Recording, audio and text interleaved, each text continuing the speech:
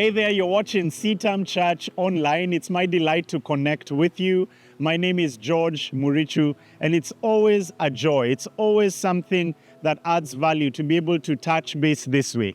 Today, I have a question for you right there in the title of our video, and I am certain, almost certain, that you have come across this phrase. You've heard it said, shamelessly steal ideas. Today, I offer you an alternative, and I'll be sharing that in this video. Now, this phrase is attributed to Steve Jobs, founder or co-founder of Apple, one of the most creative and innovative companies, definitely a game changer in our day and age. And he said these words. He was quoting an artist, Pablo Picasso, and this is in the year 1996. Steve Jobs says, Picasso had a saying, good artists copy, great artists steal. And we have always been shameless about stealing great ideas.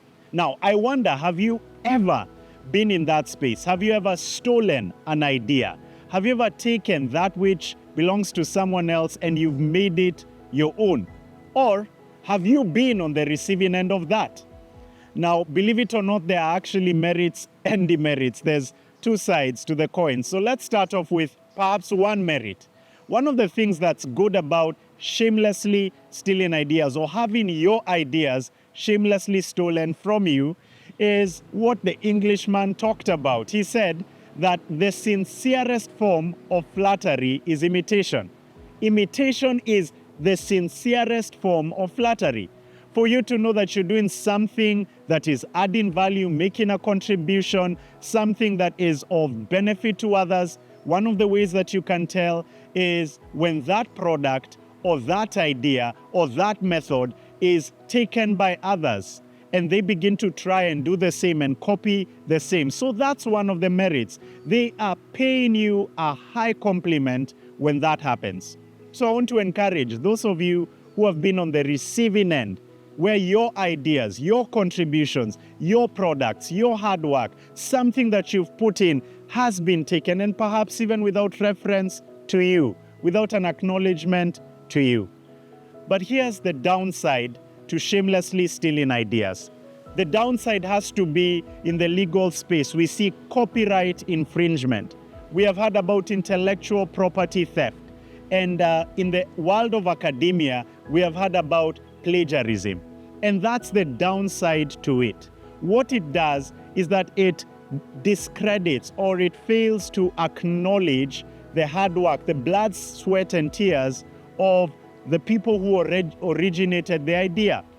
And I believe that what Steve Jobs was actually aiming for was not necessarily copying, but he was aiming for, yes, there's nothing new under the sun. We do not reinvent the wheel.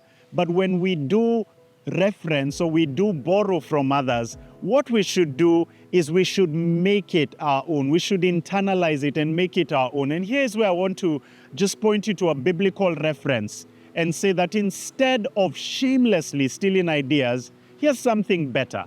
Be original. Be unique. And this is following our identity as people made in the image and the likeness of God. The Bible says that we are made in His image, we are made in His likeness, which means that we are co-creators with Him. And therefore we have capacity to be original. We have capacity to be creative and innovative. We have the capacity to be imaginative in whatever it is we're doing. And so I want to challenge you today that where you have had that and you've seen that and maybe you've been the recipient of that, aim for originality. Keep doing that which you're doing. I forget who it is. One of the authors talked about, I think it's John Mason. He said, we were born original. We shouldn't die copies. And so today, instead of shamelessly stealing ideas, I'm challenging you to aim for originality, to aim for uniqueness, to add value with the creative potential that the good Lord has given you because you're made in His image. God bless you.